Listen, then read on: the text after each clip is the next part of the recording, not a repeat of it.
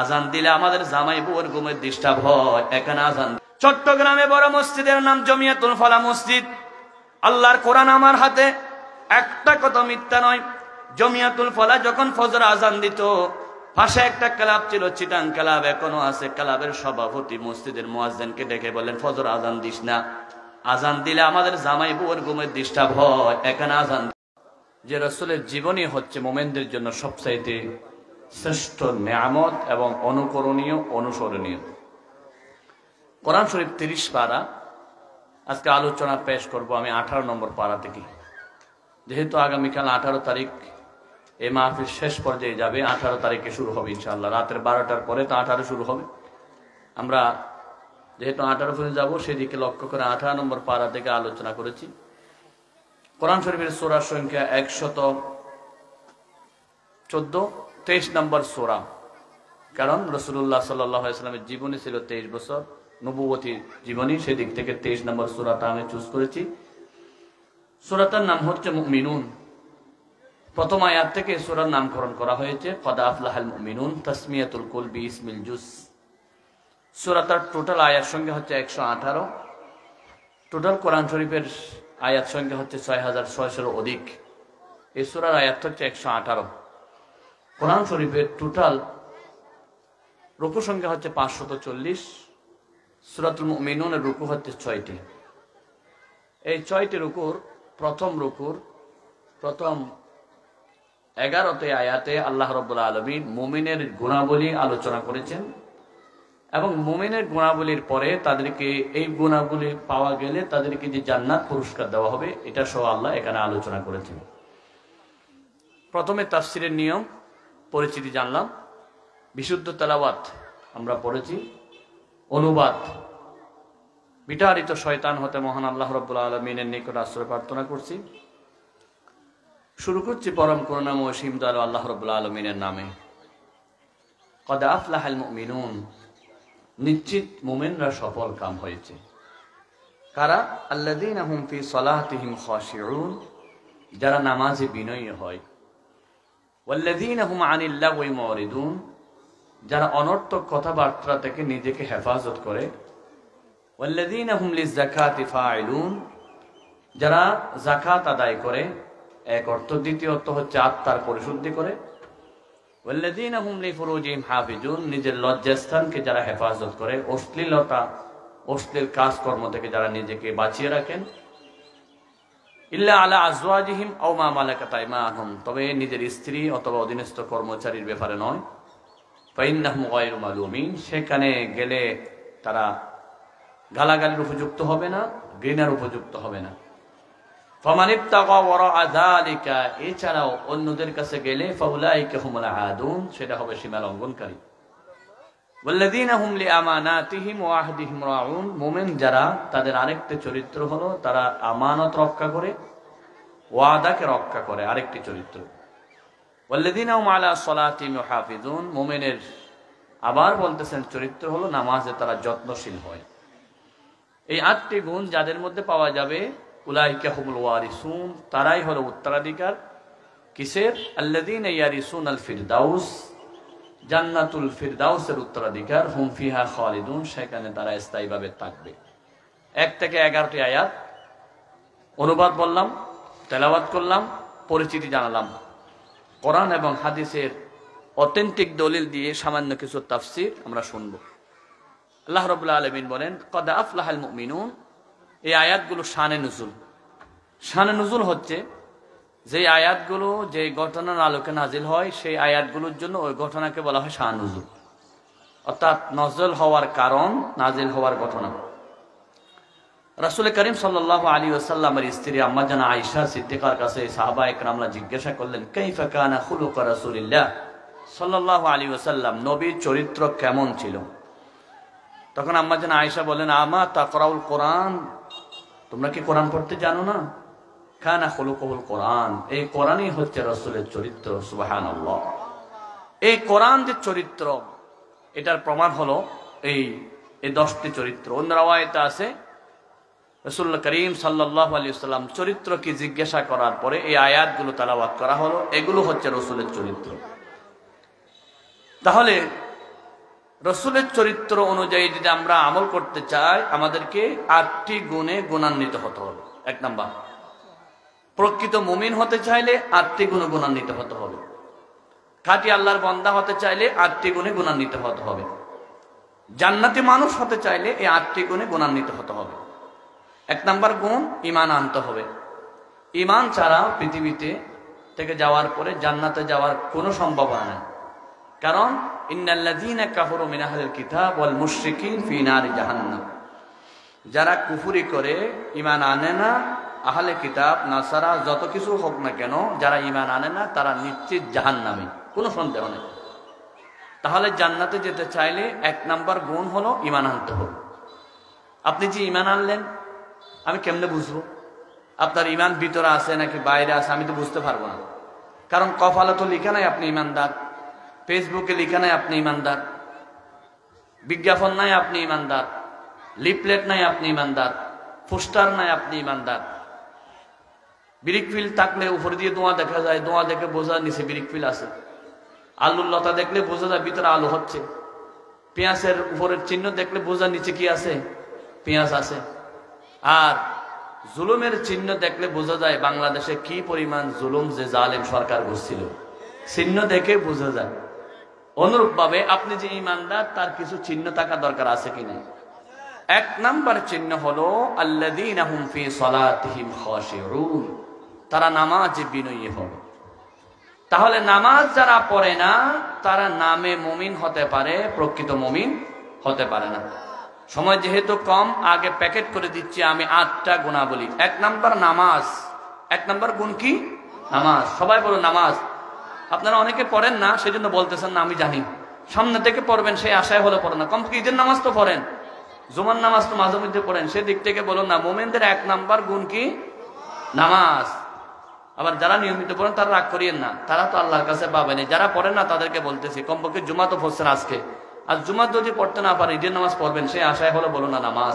মুমিনদের 1 নম্বর গুণ নামাজ। মুমিনদের গুণ 2 নম্বর গুণ হলো মুমিনরা অনর্থক কথাবার্তা বলে না, অনর্থক কাজকর্ম করে না। 2য় গুণ ব্যাখ্যা সফরে শুনব। 3য় গুণ মুমিনরা হিসাব করে যাকাত আদায় করে, ইয়ানত দেয়, বাইতুল মাল দেয়, যেভাবে দিতে হয় সেভাবে দেয়, হিসাব করে মুমিনরা। ওয়াল্লাযীনা হুম লিযাকাতি ফাইলুন। 4র্থ গুণ হলো মুমিনরা লজ্জাস্থান হেফাজত করে, খারাপ কাজ করে না। স্টার জলসা, জি বাংলা থেকে শুরু করে যা দেখা দরকার সেগুলো দেখে না, এবং গান বাজনা শুনে না, মেহেদি অনুষ্ঠান, আগ্ধ অনুষ্ঠান, বিভিন্ন অনুষ্ঠানের নাম দিয়ে গান বাজনা করে না। তারা সে সমস্ত খারাপ কাজ থেকে বিরত থাকে। 4 নম্বর। 5 নম্বর মুমিনদের গুণ হলো মুমিনরা আমানত রক্ষা করে। কি রক্ষা করে? আমানত। 6 নম্বর মুমিনদের গুণ হলো মুমিনরা ওয়াদা রক্ষা করে, ওয়াদা করলে সেই ওয়াদা ঠিক রাখে। মুমিনদের 7 নম্বর গুণ হলো আত্মার পরিশুদ্ধ করে। মুমিনরা অন্তরে হিংসা রাখে না, বুগজ রাখে না, আদাওয়াত রাখে না। মুমিনদের 8 নম্বর গুণ হলো মুমিনরা কথায় এবং কাজে এক হয়। মুনাফিকের মতো 2 কথা, মুখে একটা অন্তরে একটা থাকে না। এই 8টি গুণ যাদের মধ্যে থাকে, উলাইকা হুমুল ওয়ারিসুন, তারাই হলো জান্নাতের ওয়ারিস। আমরা জান্নাতে যেতে চাই কি চাই না? কারণ আমাদের বাবা আদমও জান্নাতে ছিল, আমাদের মাও আদম হাওয়াও জান্নাতে ছিল, আমাদের দাদার বাড়িও জান্নাত, আর নানার বাড়িও জান্নাত। সেজন্য আমরা জান্নাতে চাই। জান্নাতে যেতে চাইলে 1 নাম্বার গুণ হলো নামাজ পড়তে হবে। নামাজ যার নাই সে মুমিন দাবি করতে পারে না। পাসপোর্টে মুসলমান, ভোটার লিস্টে মুসলমান, বিভিন্ন জায়গায় মুমিন। নামাজ না থাকলে আপনি মুমিন হতে পারেন না। আমাদের দেশে মুমিনের পরিচয় হলো গরু গোশত খাওয়া। বেশি গরু গোশত খাইলে মুসলমান হয়ে যায়। আমাদের দেশে মুসলমানের পরিচয় হলো বেশি বেশি খানা খাওয়া। আল্লাহ রাব্বুল আলামিন বলেন, قد أفلح المؤمنون الذين هم في صلاتهم خاشعون। মুমিন তো তারাই যারা নামাজে বিনয়ী হয়। আমার আল্লাহ বলেন ওয়াল্লাযীনা হুম, আল্লাহ রাব্বুল আলামিন বলেন আল্লাযীনা ইউমিনুনা বিল গায়বি ওয়া ইউকিমুন ইউকিমুনাস সালাহ। মুমিন যারা তাদের এক নাম্বার পরিচয় হলো ঈমান আনবে, ঈমান আনার সাথে সাথে আল্লাহর হুকুম আদায় করে নামাজ কায়েম করে। ওয়াকিমিস সালাতা তারাফাইন নাহারি ওয়া যুলাফাম মিনাল লাইল। নামাজ কায়েম করো দিনের দুই প্রান্তে এবং রাতের কিছু অংশ। এভাবে একটা দুইটা আয়াত নয়, সময় সংক্ষিপ্ত, সেজন্য আমি সব আয়াতগুলো পরে সময় নষ্ট করতে চাই না। মূল মেসেজটা আমি আপনাদেরকে দিচ্ছি। নামাজ যদি না থাকে আপনি মুমিন হতে পারবেন না, হয়তো মুসলমান নাম রাখতে পারবেন। বাংলাদেশে নিবন্ধিত দল আছে অসংখ্য, অনিবন্ধিত দল অনেক আছে। সব দল মিলে প্রায় 100টার কাছাকাছি দল আছে বাংলাদেশে। আপনারা রাগ করলো, আমাকে সত্য কথা বলতে হবে। একটি মাত্র দল আছে যে দলের রিপোর্ট লিখতে গেলে নামাজ আগে লিখতে হয় এবং নামাজ ছাড়া ওই দল করা যায় না, ঠিক না? আপনি যত দল দেখবেন সব দলের মধ্যে তাদের লঘুতে তাদের দফা অনেক দফা আছে। কোন দলের 6 দফা, কোন দলের 19 দফা, কোন দলের 20 দফা। আমার হাতে কোরআন শরীফ ধরে বলতেছি, বাংলাদেশের যে দলগুলো আছে সব দলকে জিজ্ঞাসা করবেন, আওয়ামী লীগের নেতাকে বলবেন তোমাদের দলের মধ্যে নামাজের দফা আছে কিনা। ওরা বলতেছে কি বলো, নামাজ যারা পড়ে আমরা তো তাদেরকে মামলা দিই, ঠিক কিনা? নামাজ যারা পড়ে আমরা তাদেরকে গ্রেফতার করি। বাংলাদেশে অসংখ্য মসজিদে নামাজীদেরকে নির্যাতন করেছে জালেম সরকার, ঠিক কিনা বলেন? ঢাকা বিশ্ববিদ্যালয়ের মতো বড় বিশ্ববিদ্যালয়ে হলের মধ্যে ছাত্ররা নামাজ পড়তে পারে নাই। নামাজ পড়লে শিবির নামে তালিকা করা হতো, কারণ নামাজ আছে একমাত্র শিবিরের দলে, জামাতের দলে। সুতরাং নামাজ পড়লে তাদেরকে শিবির তালিকা করা হয়ে জমা দেওয়া হতো, মামলা দেওয়া হতো। সেজন্য ঢাকা বিশ্ববিদ্যালয়ের একটা হলের মধ্যে ছেলেরা মসজিদে নামাজ পড়তে পারে নাই।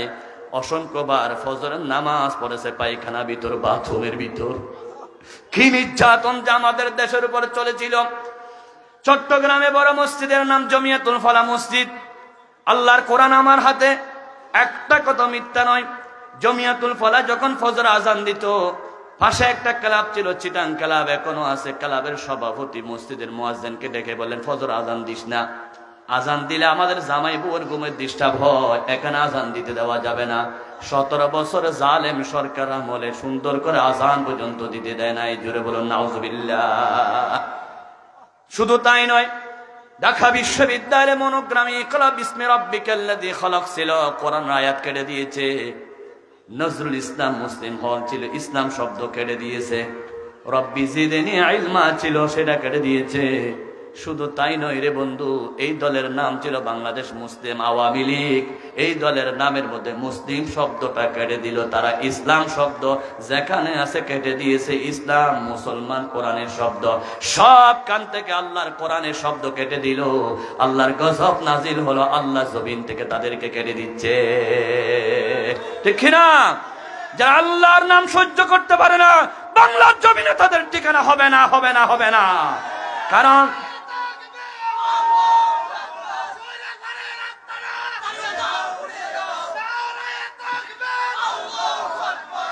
কারণ কি? কারণ হলো এই জমিন কার? চিৎকার দিয়ে সবাই বলেন আল্লাহর। কার? যারা বলেন না তারা মনে করেন বঙ্গবন্ধু জমিন। কারণ 17 বছর শুধু বঙ্গবন্ধুর কাহিনী শুনছেন। বিজয় দিবস পালন হয়েছে, রাত দিন বঙ্গবন্ধু বঙ্গবন্ধু বঙ্গবন্ধু। জিকির ছিল একটাই, সুবহানাল্লাহ জিকির বাদ, আলহামদুলিল্লাহ জিকির বাদ, আল্লাহু আকবার জিকির বাদ, সব জিকির বাদ, একটা জিকির বঙ্গবন্ধু বঙ্গবন্ধু বঙ্গবন্ধু বঙ্গবন্ধু। বিদেশ থেকে একটা মেহমান আসলেন, এয়ারপোর্টে নামলেন, এয়ারপোর্টের নাম কি? বলে বঙ্গবন্ধু এয়ারপোর্ট। হায় রে, এত সুন্দর রাস্তা দিয়ে আসতে পর রাস্তার নাম কি? বলে বঙ্গবন্ধু সড়ক। রাস্তা দিয়ে আসার পরে দেখে একটা স্টেডিয়ামে লাইট জ্বলতেছে, স্টেডিয়ামের নাম কি? বলে বঙ্গবন্ধু স্টেডিয়াম। কেন, কি চলতেছে? বলে বঙ্গবন্ধু টুর্নামেন্ট খেলা চলতেছে, একটু দেখি না। খেলায় যারা হেরে গেল তারা যখন ইট মারামারি শুরু করলো, একটা ইট এসে ওই বিদেশি যাত্রীর কাছে বলল, বিদেশিকে বেহুশ অবস্থা হাসপাতালে নিয়ে গেলেন, হাসপাতালে হুঁশ হলেন। হাসপাতালের নাম কি? বলে বঙ্গবন্ধু হাসপাতাল। বলে তাড়াতাড়ি আমাকে বিদেশ পাঠাইয়া দাও, দেশ থেকে পাঠাইয়া দাও, যাতে বঙ্গবন্ধুর কবরস্থানে যেতে না হয়, ঠিক কিনা? রাস্তায় বলেন, মার্কেটে বলেন, সবখানে বঙ্গবন্ধু। মনে করা হয়েছিল বাংলাদেশের 55,000 বর্গ মাইল এই দেশকে একজনের জন্য ইজারা দেওয়া হয়েছিল, ঠিক কিনা? জোর করে নিজের বাপকে জাতির বাপ বানিয়ে দেওয়া হয়েছিল। আমাদের বাপ আছে কি নাই? জোর করে আমাদেরকে বাপ ডাকাইছো তো, সেজন্য আমরা ইচ্ছে করে তোমরা যাওয়ার পরে পেশাব করে দিয়েছি, ঠিক কিনা? যদি জোর করে বাপ না ডাকাইতে পেশাব করতাম না, ঠিক কিনা? 5 আগস্টের ক্ষমতা থেকে যাওয়ার পর থেকে সবাই পেশাব করেছে, কলিজা দিয়ে ঘৃণা করেছে, যেহেতু 17 বছর জোর করে আমাদেরকে বাপ ডাকাইছো। আমরা জোর করে বাপ না ডাকলে মামলা দিয়েছো, এখন কোথায়, ঠিক কিনা? কোথায় আওয়ামী লীগ, কোথায় কাদের খাখাপ, কোথায় গেল ওই জালেমের গরম গরম কথা, ঠিক কিনা? সুতরাং আমার বন্ধুগণ, অন্তর দিয়ে ঘৃণা করতেছি একমাত্র কারণ ব্যক্তিগত কারণ নয়, কোরআনের কারণে, ঠিক কিনা? 17 বছর আমাদেরকে কোরআন শুনতে দেয় নাই। বাংলাদেশের কলিজার টুকরা নয়নমণি আল্লামা সাঈদী সাহেবকে 13 বছর জেলখানায় বন্দী করে রেখেছিলেন। কোন অপরাধ ছিল এখনো পর্যন্ত বিচারপতি জানে না। কোন অপরাধে তাকে ফাঁসির রায় দেওয়া হলো, যাবজ্জীবন রায় দেওয়া হলো। আমার বন্ধুগণ, একজন হিন্দুকে সাক্ষী আনা হলো। হিন্দু বলতেছে আমি সাক্ষী দিচ্ছি আল্লামা সাঈদী রাজাকার নয়। সাথে সাথে হিন্দুকে পর্যন্ত হাইজ্যাক করা হলো, ঠিক কিনা বলেন? সুকরঞ্জন বালি কোথায়? আজকে তিনি হিন্দুর ঘরে জন্ম নিয়ে হিন্দু হয়েও মুসলমানের পক্ষে সাক্ষী দিলেন। আর বাংলাদেশের মুনাফিকরা, জালেম সরকাররা এই আল্লামা সাঈদীকে জেলখানায় বন্দী রেখে শেষ পর্যন্ত জেলখানা থেকে ঘরে আসতে দেয় নাই। জেলখানা থেকে হাসপাতালে দিয়ে ইনজেকশন মারে দুনিয়া থেকে শহীদ করে দিল।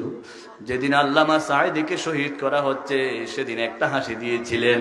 হাসি দিয়ে বিশ্বের মানুষকে জানিয়ে দিলেন আমি সাঈদী হার্টের অ্যাটাকে রোগী নই, আমি জুলুমের শিকার, ঠিক কিনা বলেন?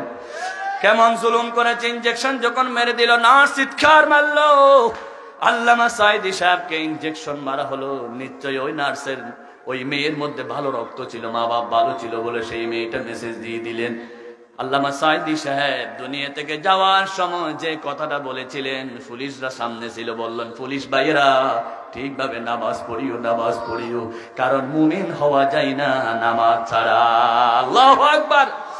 দয়াল নবী, রহমতের নবী, বিশ্ব নবী মুহাম্মদ রাসূলুল্লাহ, সবাই বলুন সাল্লাল্লাহু। আল্লাহর নবী জীবনের শেষ কথা বলেছিলেন রাস্তা বাঁধো, ব্রিজ করো, এটা নয়। নবীজির জীবনের শেষ কথা হলো আসসালাত, আসসালাত, নামাজ, নামাজ, নামাজ। কারণ মুমিন হতে গেলে 1 নাম্বার নামাজ ঠিক রাখতে হবে, ঠিক কিনা? আল্লাহর রাসূলের নাতি ইমাম হুসাইন রাদিয়াল্লাহু তাআলা আনহুকে যখন শহীদ করা হচ্ছে, আপনারা জানেন লম্বা ঘটনা। মুহররমের 10 তারিখ ইমাম হুসাইনকে কারবালার ময়দানে যখন সীমার শোয়া জবাই করবে, এমন সময় বলল, ও হুসাইন, তোমার জীবনের শেষ আশাটা বলো। ইমাম হুসাইন বলে নাই শেষ আশা আমার ছেলে মেয়েদের সাথে দেখা করার সুযোগ দাও। ইমাম হুসাইন বলে নাই শেষ আশা আমাকে একটু মায়ের সাথে, বাবার সাথে দেখা করার, কথা বলার সুযোগ দাও। ইমাম হুসাইন বলেছিলেন আমার জীবনের শেষ আশা 2 রাকাত নামাজ পড়ার সুযোগ দাও, কারণ আমি আল্লাহর দরবারে নামাজ পড়ে যেতে চাই। আমি যখন নামাজের নিয়ত বাঁধবো আমার আল্লাহর সাথে কথা হয়ে যাবে।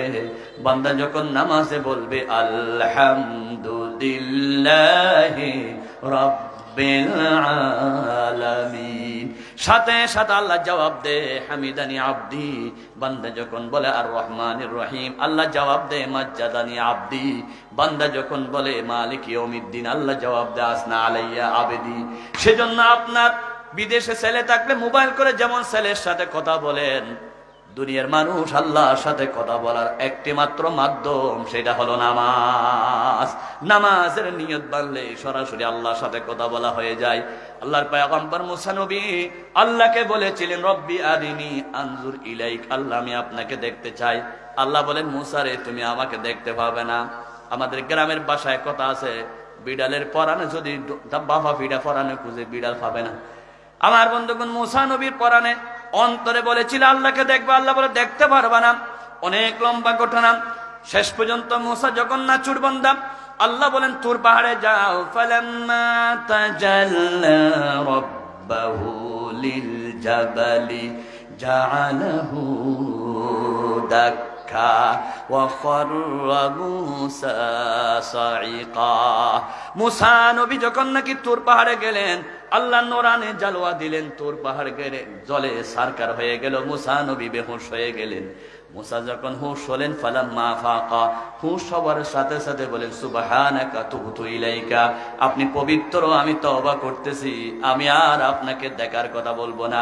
তবে একটা কথা জানতে চাই, আল্লাহ তোমাকে তো কেউ দেখে নাই, দেখবো না, এই দুনিয়াতে তুমি কার সাথে দেখা দিবা আমাকে একটু বলো না, কলিজা ঠান্ডা করি।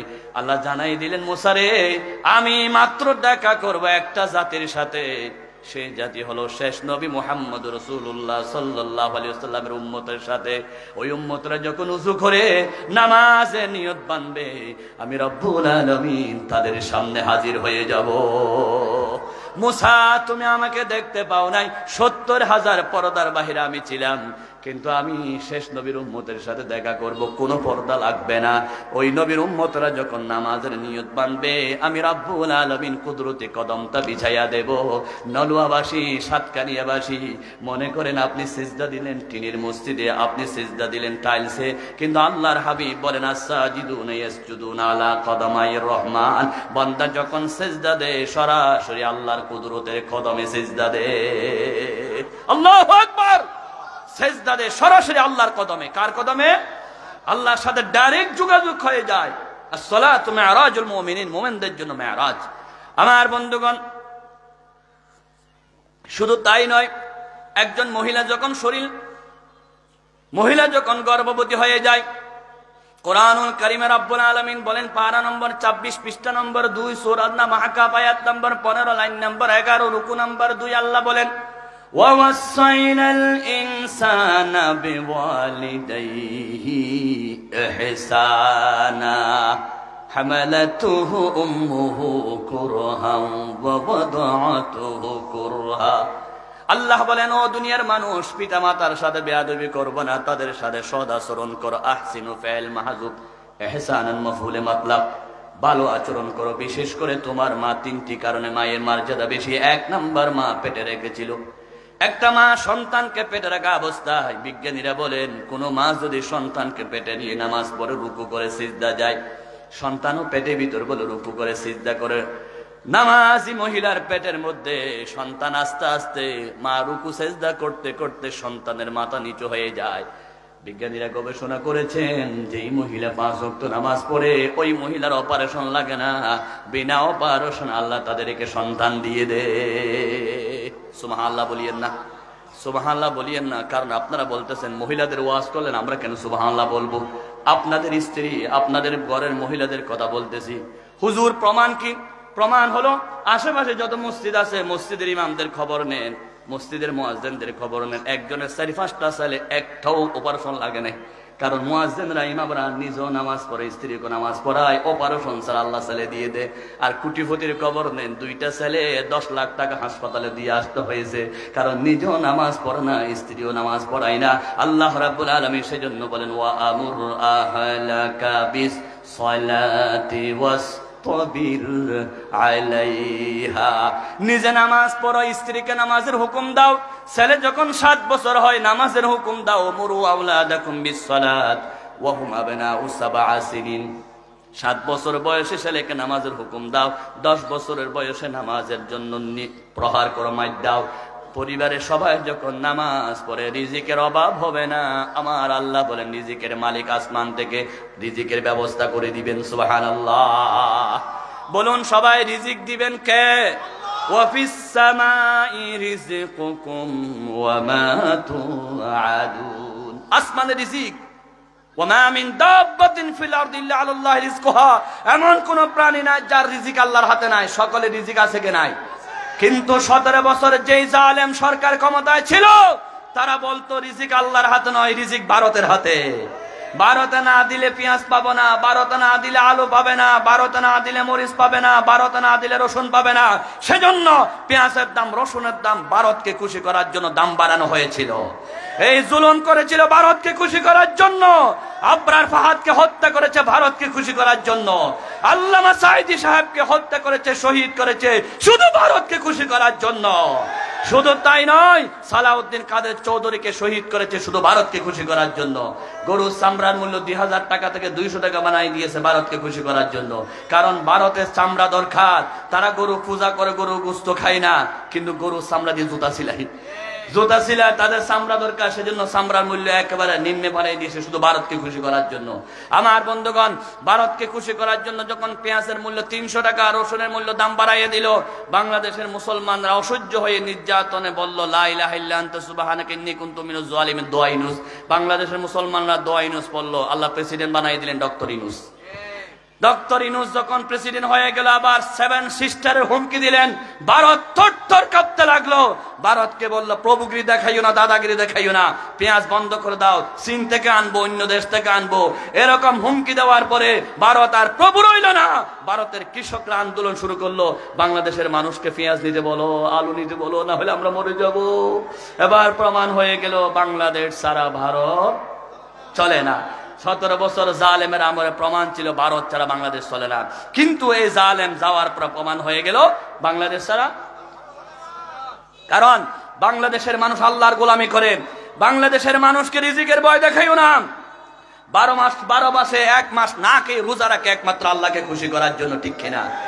যারা রোজা রাখে তাদেরকে রিজিকের ভয় দেখে লাভ আছে?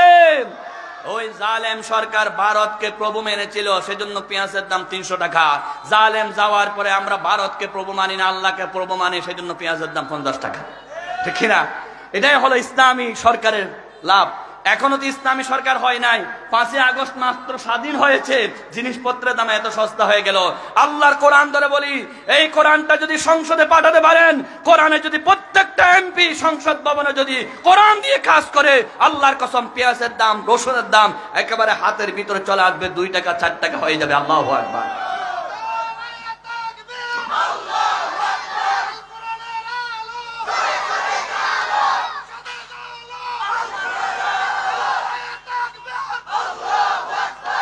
আমার বন্ধুগণ, প্রমাণ কি? হুজুর প্রমাণ বলেন, প্রমাণ কি? কারণ মিডিয়ার মাধ্যমে বিশ্বে ছড়িয়ে যাবে, আমি প্রমাণ ছাড়া কথা বলতে চাই না। প্রমাণ হলো কোরআন শরীফ, আল্লাহর কোরআন, পারা নম্বর হলো 6, পৃষ্ঠা নম্বর হলো 18, সূরার নাম হলো সূরা মাইদা, আয়াত নম্বর হলো 66। আল্লাহ রাব্বুল আলামিন বলেন, দেশটাকে যদি কোরআন দিয়ে তোমরা চালাতে পারো, তাহলে জিনিসপত্রের দাম একবারে কমে যাবে, দেশে চুরি থাকবে না, ডাকাতি থাকবে না, সন্ত্রাসী থাকবে না, টেন্ডারবাজি থাকবে না, ঠিক কিনা? আল্লাহ রাব্বুল আলামিন বলেন, ওয়ালাউ আন্নাহুম আকামুত তাওরাতা ওয়াল ইনজিলা ওয়া মা উনজিলা ইলাইহিম মির রাব্বিহিম লাআকালু মিন ফাওকিহিম ওয়া মিন তাহতি আরজুলিহিম। আল্লাহু আকবার। যদি কোরআন দিয়ে দেশটা চালাও, ওয়া মা উনজিলা ইলাইহিম মির রাব্বিহিম, আল্লাহর পক্ষ থেকে যা নাজিল হলো সেটা দিয়ে দেশ চালাও, লাআকালু মিন ফাওকিহিম, উপরে থেকে তোমাদের জন্য খাবার আসবে, ওয়া মিন তাহতি আরজুলিহিম, নিচ থেকে তোমাদের জন্য খাবার আসবে। এটা প্রমাণ।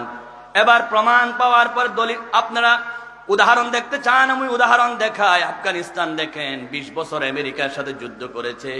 যুদ্ধ করার পরে মন্ত্রীরা 2 পায়ে 2 জুতা দিয়ে অফিসে যেত, সাইকেল চালায় অফিসে যেত। শুধু কোরআনে শাসন কায়েম করার কারণে আজকে আফগানিস্তান বিশ্বের মধ্যে 1 নম্বর দেশ হতে চলেছে। বাংলাদেশও ইনশাআল্লাহ সিঙ্গাপুরের চাইতে দামি হয়ে যাবে যদি কোরআন দিয়ে দেশটা চালায়। আর কিছু নয়, শুধুমাত্র একটা দৃষ্টান্ত দিই। আমি স্পিকার মানে ইংলিশে যে কথা বলে তাকে স্পিকার বলা হয়। সংসদ ভবনে যিনি কথা বলেন তিনি স্পিকার। মনে করুন আমি স্পিকার, যিনি আজকে সভাপতি সিরাজুল ইসলাম তিনি প্রেসিডেন্ট, আপনারা সবাই এমপি। সবাই কি ভয় লাগে? হুজুর এখানে তো বিকাশ এমপি হয়, এখন বিকাশও লাগে না, মাহফিলে কোরআনের এমপি মনে করেন কিছুক্ষণের জন্য, 5 মিনিটের জন্য এমন এমপি হবেন যে এমপি হলে দেশ ছেড়ে পালাতে হবে না।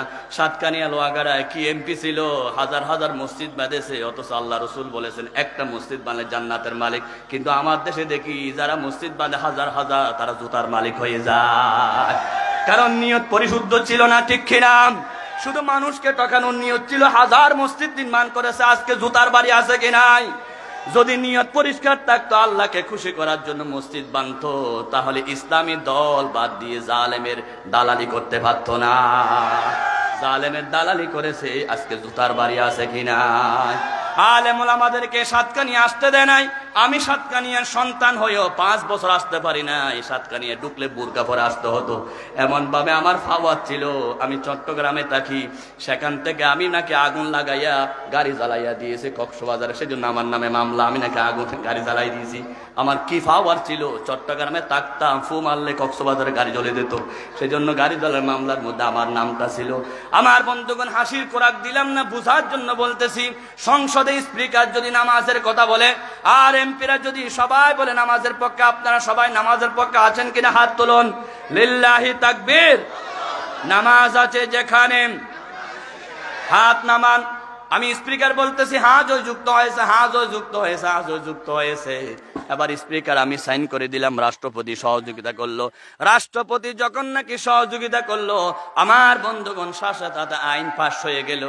এবার সংসদ ভবনে আইন হলো, ফজর না পড়লে 10 বারি, জোহর না পড়লে 20 বারি, আসর না পড়লে 30 বারি, মাগরিব না পড়লে 40 বারি, এশা না পড়লে 50 বারি, লাগাতার 1 সপ্তাহ না পড়লে 1 মাস জেলখানায় দিতে হবে। এরকম আইন যদি দেশে চালু হয়, একজনও বেনামাজি থাকবে কিনা বলুন। আমার বন্ধুগণ, মরফলা বাজারে যখন গল্প করে, পিছন থেকে আব্দুল করিমের টেলিফোন করলো, আব্দুল রহিম কই, দোকানে বাড়া ঢুকছি, পুলিশ আসতেছে, এখন তোকে গ্রেফতার করবে, তাড়াতাড়ি মসজিদে ঢুক, মাগরিবের আজান দিয়েছে, ঠিক কিনা? সৌদি আরবে যারা গেছেন সাতকানিয়া লোক সাক্ষী দেন, জিদ্দা বলেন, বিভিন্ন জায়গার মধ্যে নামাজ না পড়লে পুলিশ ধরে মতুয়া আসে, সেজন্য তাড়াতাড়ি মসজিদে ঢুকে যায়। অনেক সময় দেখা যায় উজু ছাড়া মসজিদে ঢুকে যায়, কারণ পুলিশ কোন সময় ধরে গ্রেফতার করে। এই বাংলার জমিনে দেশ স্বাধীন হয় 1971 সনে, বর্তমান 2025 সাল। এই 54 বছরে যারা ক্ষমতায় ছিল, নাম ব্যবহার করেছে, রাষ্ট্রপতিও মুসলমান, প্রধানমন্ত্রীও মুসলমান। জোরে বলুন, আল্লাহর কোরআন সাক্ষী, যারা মুসলমান হয়, যদি নামাজের আইন কায়েম না করে, তারা নামে মুসলমান হতে পারে, বাস্তব মুনাফিক। ক্ষমতার মধ্যে একবারও কি নামাজের আইন চালু করেছে? বলেন। বাংলাদেশের সংবিধানে একবারও নামাজের আইন চালু করে নাই। 17 বছর ক্ষমতায় ছিল, একবার নামাজের আইন কায়েম করতে পারত, ঠিক কিনা? বাবা ক্ষমতায় গেল, নামাজ চালু করে নাই। চাচা ক্ষমতায় গেল, নামাজ চালু করে নাই। বুবু ক্ষমতায় গেল, নামাজ চালু করে নাই। বেগম ক্ষমতায় গেল, নামাজ চালু করে নাই। আফা ক্ষমতায় গেল, নামাজ চালু করে নাই। 54 বছর ক্ষমতায় যারা ছিল, একজনও নামাজ কায়েম করে নাই। অথচ আমার আল্লাহ বলেন কোরআনুল কারীম 12 নম্বর 17 পৃষ্ঠা নম্বর 16 সূরার নাম হাজ, আয়াত নম্বর হলো আমার বন্ধুগণ 41। আল্লাহ বলেন, আল্লাযীনা ইম্মাক্কান্নাহুম ফিল আরদি আকামুস সালাহ। মুসলমান ক্ষমতায় গেলে সে কি মুসলমান নাকি হিন্দু বুঝার জন্য 1 নম্বর কান নামাজের আইন কায়েম করবে। কিসের আইন? আরো বলুন, জোরে বলুন, কিসের আইন? বাংলাদেশে নামাজের আইন ছিল? 54 বছর দেশ শাসন করেছে, নামাজের আইন ছিল না। এই নামাজ যারা কায়েম করে নাই, তাদেরকে আমাদের দেশের কিছু বন্ড হুজুরা বলো, প্রধানমন্ত্রী আপনি তো জান্নাতি নারী, শুনেন নাই? কোথায় সেই বন্ড? আল্লাহ রাব্বুল আলামিন বলেন, ওয়া মাল্লাম ইয়াহকুম বিমা আনজালাল্লাহু ফাউলাইকা হুমুজ জালিমুন। আল্লাহ বলেন উনি জালেম নারী, আল্লাহ বলেছেন কাফের নারী, আল্লাহ বলেন ফাসিক নারী। আর ওই বন্ড হুজুর বলতেছে আপনি জান্নাতি নারী। যদি নামাজটা কায়েম করতো তাহলে জান্নাতি নারী হতো। নামাজ কায়েম করে নাই, বরং নামাজ যারা পড়েছে তাদেরকে জুলুম করেছে, ঠিক কিনা?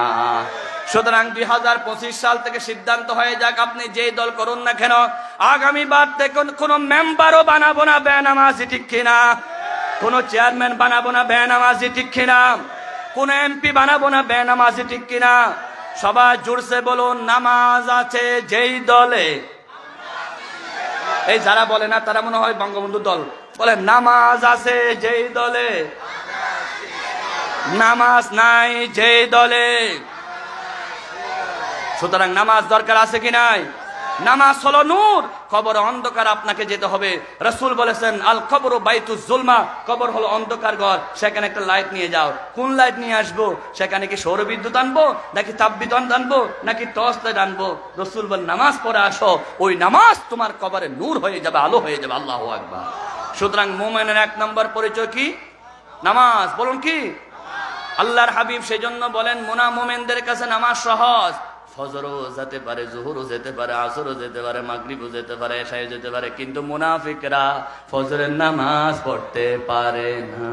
এশারের নামাজ কঠিন হয়ে যায়, ফজর ও জোহরেও যারা কষ্ট করে যায় তারা হলো খাঁটি ইমানদার। সুতরাং বাংলাদেশের ইমানদারের দল হলো ওই দলটি যেই দলের রিপোর্টে 1 নাম্বার নামাজ লিখতে হয়। আল্লামা সাঈদী সাহেব সেজন্য বারবার বলতেন, তুমি যদি নামাজ না পড়ো ইসলামী আন্দোলনের কোনো মূল্য তোমার কাছে নাই। তুমি কিসের মুসলমান? তুমি ইসলামী আন্দোলনের কর্মী হতে আগে নামাজ পড়তে হবে। মরহুম সিদ্দিক আজাদ রহমতুল্লাহ আলাইহি দুনিয়া থেকে চলে গেলেন। তিনি বলতেন এত সুন্দর করে, বলে যে কিছু কিছু ফুলারা কিছু কিছু বই দিয়ে যায়, বই তালত ফুলাই ফরি বাদ ফারি না হয়। কদিন বাদে সাইদে ফুয়া মসজিদ গিয়ে শিবিরে আর ফুয়ারে আল্লাহ দরায়ে। ফুয়া হতুন আয়া বলে বই দিদি যায়, বই তালত ফুয়া ফরি বলে বাদ পানি না হায়। দেখা যাতে বই ফরি ফরি কদিন বাদে নামাজ পড়ে, হতে ফুয়াউন হন্নুন হতে শিবিরের ফকল আয় আয় রে কর্মী গরিব বানাই নামাজি বানাই ফেলা। সুবহানাল্লাহ না ম্যাডাম খালেদা জিয়া যখন নাকি দেশের প্রধানমন্ত্রী ছিলেন, তিনি বিদেশ সফরে গেলেন আমেরিকা, বললেন তোমার দেশের মধ্যে সবচাইতে নিরাপদ বিশ্ববিদ্যালয় কোনটি? বেগম খালেদা জিয়া বলছিল 2টি বিশ্ববিদ্যালয়, একটা হলো চট্টগ্রাম বিশ্ববিদ্যালয় আর একটা হলো রাজশাহী বিশ্ববিদ্যালয়। এবার গোয়েন্দারা রিপোর্ট শুরু করেছেন 2টা বিশ্ববিদ্যালয় কেন নিরাপদে। এবার পুলিশরা গোপনে চট্টগ্রাম বিশ্ববিদ্যালয়ে আসলেন, দেখেন ইসলামী আন্দোলনের কর্মীরা সব বেদারি করে রাতের 3টা বাজে কোরআন হাদিসের আলোচনা করে এজর নয়নে কানতে থাকে। চট্টগ্রাম বিশ্ববিদ্যালয় সাংবাদিক পুলিশ দেখে আশ্চর্য হয়ে গেল, দরজা বন্ধ ছিল, বাচ্চারা এত জোরে কান্না করতেছে। পুলিশ বলেন, সাংবাদিক বলে আশ্চর্য হয়ে গেল, এই যুবক ছেলেরা রাতের 3টা বাজে কেন কান্দে? তাদেরকে জানিয়ে দেওয়া হলো ইসলামী আন্দোলন এমন একটি আন্দোলন যে আন্দোলনের কর্মী হলে দিনে নামাজ পড়তে হবে, রাত্রে তাহাজ্জুদ পড়তে হবে, সভ্যদারি করতে হবে, আল্লাহকে খুশি করার জন্য চোখের পানি ফেলতে হবে, দিনের বেলায় বীর হতে হবে, রাত্রের বেলায় পীর হতে হবে। সাতকানিয়া লোহাগাড়ার পীর শাহ আব্দুল জব্বার রহমতুল্লাহ আলাইহি এমন একটা পীর ছিলেন যিনি খানেকায় পীর ছিলেন, রাজপথে বীর ছিলেন। যখন তাসলিমা নাসরিন কোরআনের বিরুদ্ধে বলেছিল, আব্দুল জব্বার রহমতুল্লাহ আলাইহি জিহাদ করার জন্য মাঠে নেমে গিয়েছিলেন। নিজের সন্তান হাফেজ আব্দুল কাইয়ুমকে পর্যন্ত শাহাদাতের নজরানায় পেশ করে দিলেন। বাংলাদেশে এমন একটা পীর দেখান যে পীর নিজের পুরা জীবন জান্নাতের এলাকার জন্য ওয়াকফ করেছেন, দিনের জন্য, এবং নিজের সন্তানকে শহীদের মাত্র বাইতুল শরীফের পীর শাহ আব্দুল জব্বার রহমতুল্লাহ আলাইহি নিজের সন্তান আব্দুল কাইয়ুমকে শহীদ হওয়ার জন্য মিছিলে পাঠাইয়া দিল। আল্লাহু আকবার। সুতরাং আমরা বাংলার জমিনে আজ চুরি দেখতে চাই না, ঠিক কিনা? বাংলার জমিনে যারা বলে কোরআন এবং রাজনীতি আলাদা, তারা হলো আবু জেহেলের উত্তরসূরি। আবু জেহেলের নাম ছিল আবুল হেকম। আবুল হেকম মানে জ্ঞানীর বাপ। তিনি কোরআন দিয়ে রাজনীতি চলক চাই নাই, সেজন্য তার নাম হয়ে গেল আবু জেহেল। আজকেও যারা কোরআনে রাজনীতি নাই বলে, তারা হলো আবু জেহেলের মতো মূর্খ, ঠিক কিনা? কোরআনে যদি রাজনীতি না থাকে, রাসূলুল্লাহ 10 বছর রাজনীতি করেছিলেন এই কোরআন দিয়ে, আমার নবীর নবুয়তি 10 বছর অস্বীকার করা হবে, ঠিক কিনা? কোরআনে যদি রাজনীতি না থাকে, কোরআন অর্ধেকাংশ হয়ে যাবে। এই কোরআন পরিপূর্ণ নাকি অর্ধেক? বলেন, কোরআনে সব আছে কি নাই? মা ফাররাতনা ফিল কিতাব মিন শাই। আজান হবে, আমাদের শেষ কথা হলো মুমিন হতে হলে নামাজ পড়তে হবে। সূরাতুল মুমিনের 11টা আয়াত মোবাইলে সার্চ দিয়ে পড়ে নেবেন। মুমিনের গুণাবলী নিজেরা অর্জন করবেন। 1 নম্বর গুণ নামাজ, সব সময় নামাজের পক্ষে থাকবেন। এখন আজান দিবে, আমরা মাগরিবের নামাজ পড়তে যাচ্ছি। আল্লাহ রাব্বুল আলামিন এই মাহফিল কবুল করুন, আমাদের সবাইকে নামাজি হওয়ার তৌফিক দান করুন। হাযা মা ইনদি ওয়াল ইলমু ইনদাল্লাহ ওয়া মা তৌফিক ইল্লা বিল্লাহ। আসসালামু আলাইকুম ওয়া রাহমাতুল্লাহি ওয়া বারাকাতুহু। আলহামদুলিল্লাহ।